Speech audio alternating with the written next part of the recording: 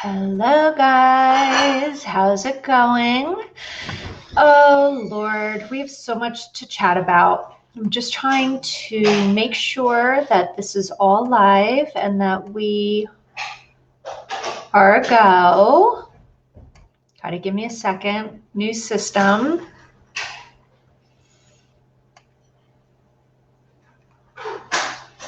Yep, we're live. So, guys, I have been thinking a lot lately, and I'm wondering who out there has been doing the same kind of thought process I have. First and foremost, I want to share that I feel like in the last 6 months, I've totally fallen out of my flow. So what does that mean? Hey, Yvonne. So earlier in the year, I had goals. I had significant goals. I had this beautiful notebook, my Capricorn notebook, and you see all of this stuff? These were all goals of things that I wanted to accomplish this year. 12 in-person workshops, presenting to different networking groups on mindset. I even had the goal of doing a large on-stage presentation in front of hundreds of people, all focused on the topic of mindset. And it was going great. I had my connections going. I was in a flow. I felt energized. I felt I was on the right path. I even kicked off with my very first 3-hour workshop that I had planned so diligently, and it went off exactly how I had hoped. That was in February, and then everything went to shit. And initially, in March, April, even May, there was this sense of, okay, it's temporary. And I know it's still temporary, but I think at that time it felt even more potentially temporary, that whatever situation we're in, sheltering in place, any of that was going to be kind of a blip. The summer came and the kids are now off from school, and you go on a vacation, maybe you don't, but things just seem a little more relaxed. And then September hits, and you sit back and you say, what the actual fuck is going on? Because the reality is now we're 6 months in, and not enough has changed for so many people. And I've been struggling. I haven't been coming on and sharing some of my inspiration because truly I have not felt inspired. I think more than anything, I have felt like I've been in survival mode. And I think a lot of people with kids at home and even people without kids at home, we have felt like we've been in survival mode. How do we survive a pandemic? Emotionally, physically, mentally. It's a lot. It's a lot for people to think about. It's a lot for people to absorb. It's a lot for people to process. But as we round out into the last quarter or so of the year, I'm sitting back and I'm saying, I'm unsatisfied and I'm not fulfilled in so many different aspects because I've fallen out of my flow. I fell out of my flow because I had to, right? We had to adjust, pivot, change, evolve to the current situation.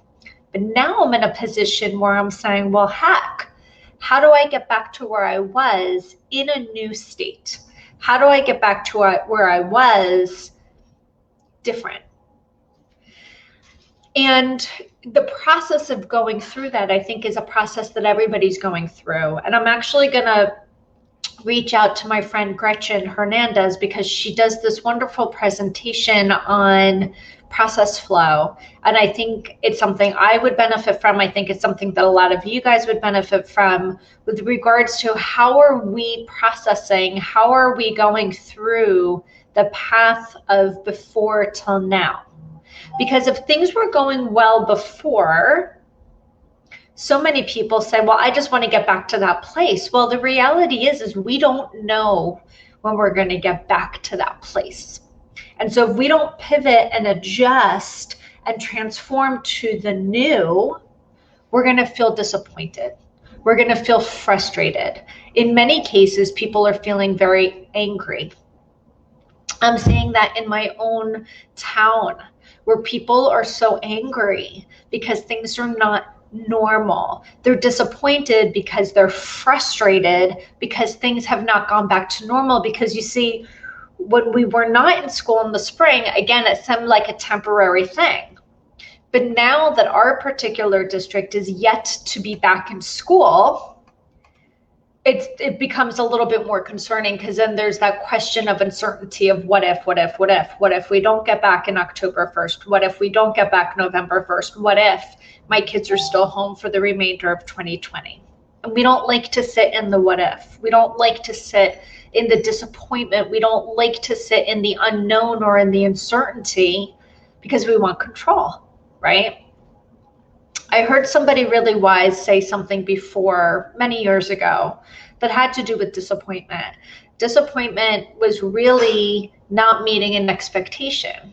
And I remember it was a training I was doing through Renan Fields. We get trained by like the most incredible people. And she was saying disappointment comes from expectation. If you go into something with a high expectation of A, B, C, X, Y, Z, because it's what you want, not based on the reality of the situation, you're likely to result in disappointment. But if you go into the situation with a different expectation, perhaps a lower expectation, maybe even no expectation at all, then you decrease your level of disappointment. And I've been thinking about that a lot lately, because I feel frustrated. I feel frustrated for my kids. I feel frustrated for me. I went from being home by myself, and I'm sure a lot of you guys can, relate to this, being home by myself, working by myself, to having a house full of people 24/7, which also makes it difficult for me to stay in my flow, because this space is my flow, but that space right over there, that's Tay's workspace. And then back there in the kitchen, that's Matt's workspace. So until Tay's done with school, I don't feel like I can even really get into my flow. Hence, I just bought him a desk for his room, because I need to get back into my flow, right? My expectation was that everybody would be back at school by now. And because that expectation is not being met, disappointment, right? I think so many people right now are struggling because they're not agreeing with what is happening. They're not agreeing with what is. They're not agreeing with the way things are being handled.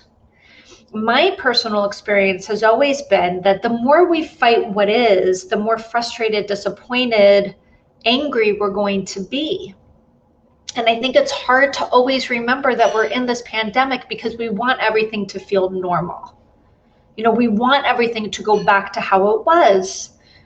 But here's what I know about challenge. Here's what I know about struggle. Here's what I know about difficult experiences. They're not designed for you to go back to the way you were. They're designed to force you to pivot, evolve, change, and grow. Think about that.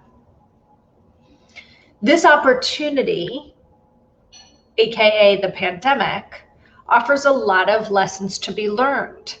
For many, I've heard a lot of people saying that it forced them to slow down.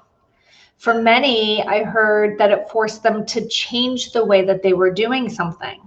And in so many ways, I've heard positive benefits coming out of that slowdown, because I think a lot of people were moving at a pace that perhaps was not sustainable. So I feel like with all of it, disappointment included, boop, boop, boop, right there, that disappointment, it comes from expecting that we're going to go back to where we were. Think about that. Even with my kids not being in school, I'm frustrated because I just want them to go back to the way it was. It's not. Even when my kids get back into school, it's not going to be the way it was on March 11th, 2 days before school closed. It's not. It's not going to be normal. It's going to be that new normal. And I don't even know what that looks like. But my romanticized view is it's going to go back to the way it was, and it's not. And so if I don't flip my mindset, if I don't shift the way I'm looking at it, my kids can't shift the way that they're looking at it. If I don't flip my mindset and I don't adjust my expectations, my kids are not going to adjust their expectations. And what's going to happen is they're going to go to school with that, right? They're watching us. They're paying attention to what we're doing, and how we react is going to affect how they react. So we can either choose to fight what is, walk with frustration, walk with anger, walk with disappointment. And guys, just because I'm sharing this does not mean that I do not have those feelings inside. I do.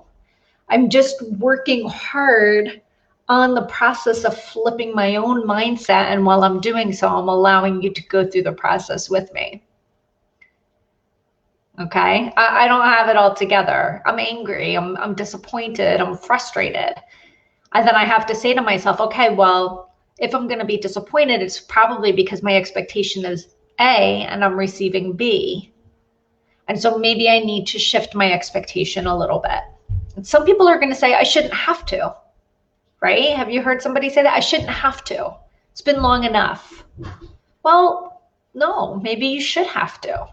Maybe you're going to continue to be frustrated and disappointed until you're willing to adapt to the current situation versus fighting it. Fighting it results not just in disappointment, anxiety, depression. This is one of the reasons why mental health is all over the board right now. Until we can adapt, evolve, change, pivot, grow into what is being handed to us as an opportunity to get through a difficult situation and be resilient, we're going to continue to have these emotions that are like ick, right? They're not going to make us feel good.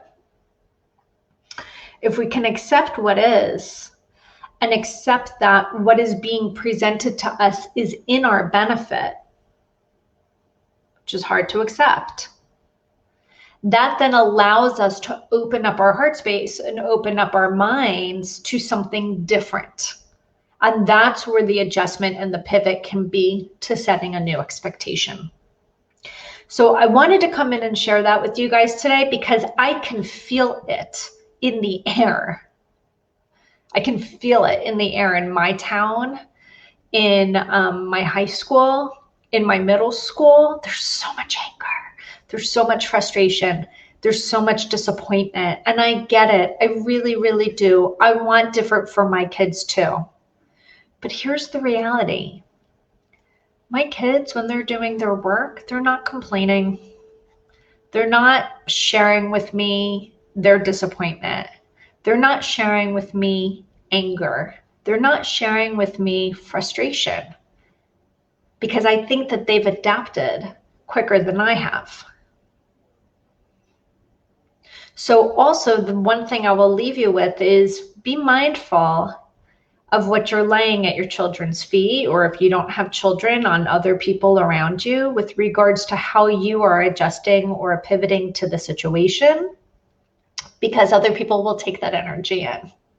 So I kind of need to take a little bit of a lead from my own kids and say, okay, they're happy that they're done with school early. They're happy that they don't have to get up and on a bus or in a car at 6:45 in the morning, and they can sleep till 7:15. They're still seeing their friends after school because our school's not opening because of the level of virus in our area. They're not opening right now due to lack of resource.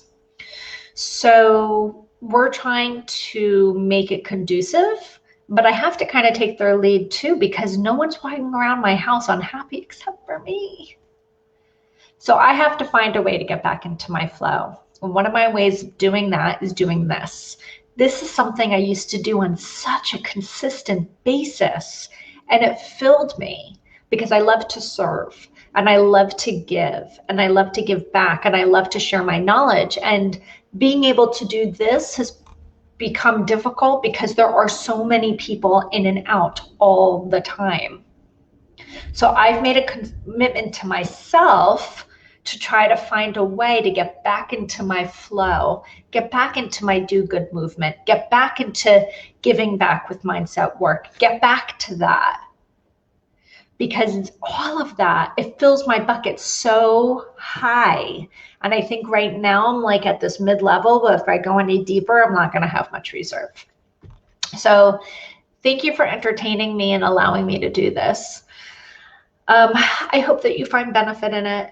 And if you too are struggling and you're feeling frustrated, angry, or disappointed, or maybe you know someone that is, either share this or tag someone in it.